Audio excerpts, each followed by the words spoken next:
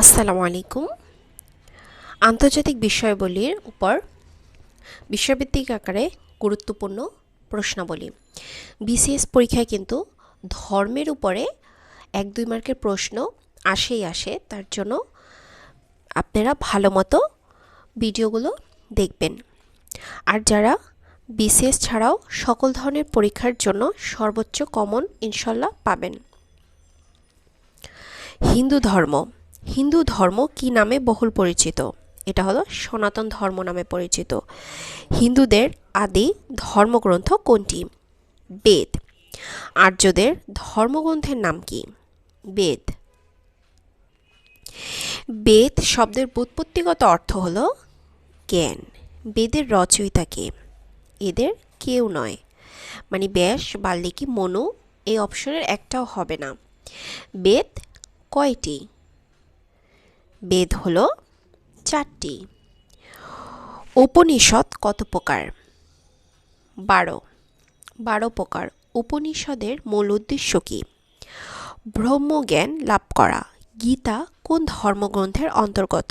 মহাভারত। দেবী সরস্বতী কিসের প্রতীক? বিদ্যার প্রতীক।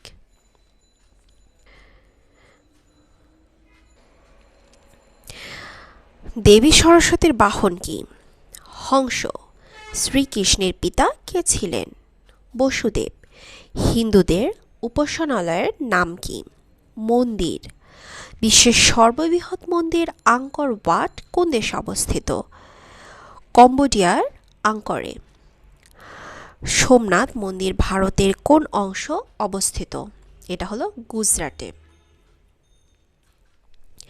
এরপরে হলো বৌদ্ধ ধর্ম। বৌদ্ধ ধর্মের প্রবর্তক কে? গৌতম বুদ্ধ। গৌতম বুদ্ধ কত সালে জন্মগ্রহণ করেন? খ্রিস্টপূর্ব 560। গৌতম বুদ্ধ কোন নগরীতে জন্মগ্রহণ করেন?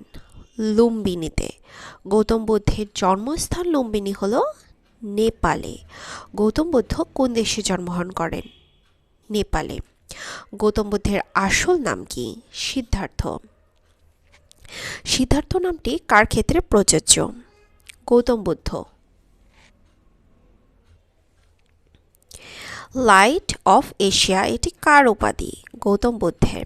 গৌতম বুদ্ধের দিব্য জ্ঞান লাভের স্থান হল বুদ্ধগয়া। বোধি বৃক্ষ কোন ধর্মের সাথে সম্পর্কিত? বৌদ্ধ ধর্মের সাথে। নির্বাণ এর ধারণা কোন ধর্মের সাথে যুক্ত? বৌদ্ধ ধর্ম। নির্বাণ লাভ বলতে কি বোঝায়? পরজন্ম হতে মুক্তি পাওয়াকে বোঝায়। মহাযান প্রত্যয়টি যে ধর্মের সাথে সম্পর্কিত সেটা হলো বৌদ্ধ ধর্ম। অহিংসা পরম ধর্ম কোন ধর্মের মূল মন্ত্র? বৌদ্ধ ধর্মের। বৌদ্ধ ধর্মগ্রন্থ নিচের কোনটি? এটা হলো ত্রিপিটক। বৌদ্ধদের উপাসনালয়ের নাম কি? প্যাগোডা। তক্ষশিলা কোন দেশে অবস্থিত? পাকিস্তানে। সাঁচির স্তূপ একটি নিচের বৌদ্ধ ধর্মীয় স্থাপত্যের নাম। বড়বধূর কি? এটি একটি মন্দির, মন্দিরের নাম। বড়বধূর বুদ্ধ মন্দির কোথায় অবস্থিত? এটি ইন্দোনেশিয়াতে অবস্থিত। তো আজকের ভিডিওটি এ পর্যন্তই। দেখা হবে নেক্সট ভিডিওতে। আল্লাহ হাফেজ। আসসালামু আলাইকুম।